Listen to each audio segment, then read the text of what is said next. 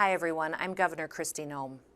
Listen, it's no secret that for over a year now, I've been an advocate of removing the sales tax on groceries. But last week, the House of Representatives picked a different tax cut. And yesterday, the Senate Tax Committee put a 2-year sunset on that tax cut, so it will go away in just 2 years. South Dakota is in unprecedented times. You've heard me say that before because over the past few years, we have faced devastating challenges. We've had flooding, bomb cyclone, derechos, and a worldwide pandemic. But here in South Dakota, unlike any other state, we turned those challenges into opportunities.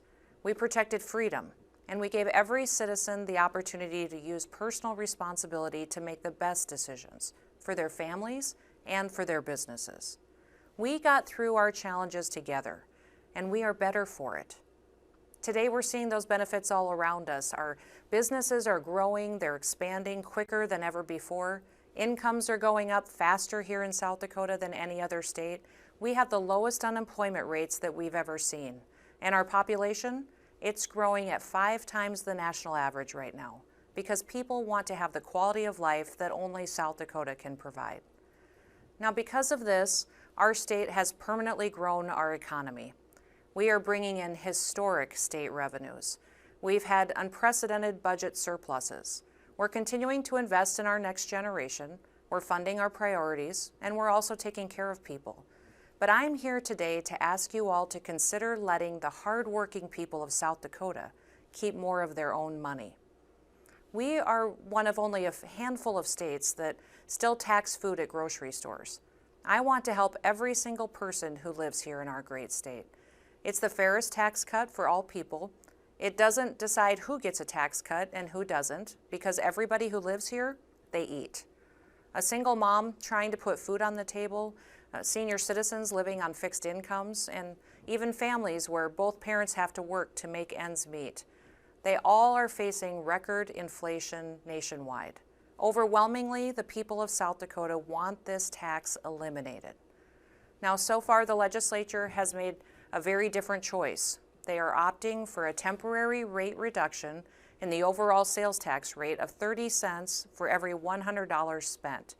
A tax cut that would be that much, it would be a lot smaller for South Dakota residents. In fact, this type of tax cut would benefit non-residents and visitors to South Dakota the same way that it would our citizens. A tax cut that the legislature has proposed, it also will go away in 2 years. It would create instability in our business and our tax environment as it creates an uncertain future. In fact, they have chosen this option because they recognize that the people of South Dakota will support repealing a sales tax on groceries in the near future, and they are worried that they can't afford 2 tax reductions. My question to those legislators today is, then why not give the people of South Dakota what they want now? Why not give them the opportunity to get what they deserve?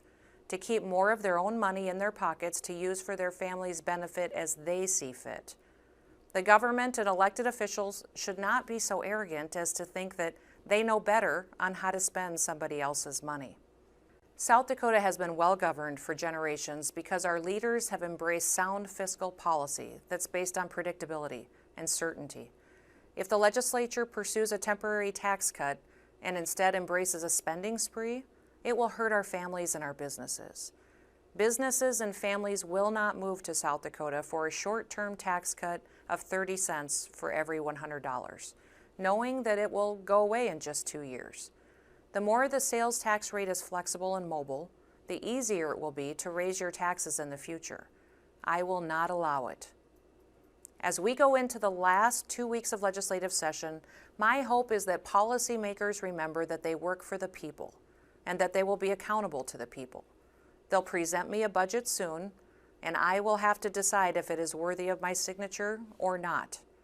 I've proven in the past that I am willing to make hard decisions, and I will again, especially if it is something that respects our Constitution and the will of the people. Our state motto is, "Under God the people rule." Well, thanks to the people and their efforts, we have the strongest economy in America, and our citizens are better off than anywhere else in the country. Let's keep it that way.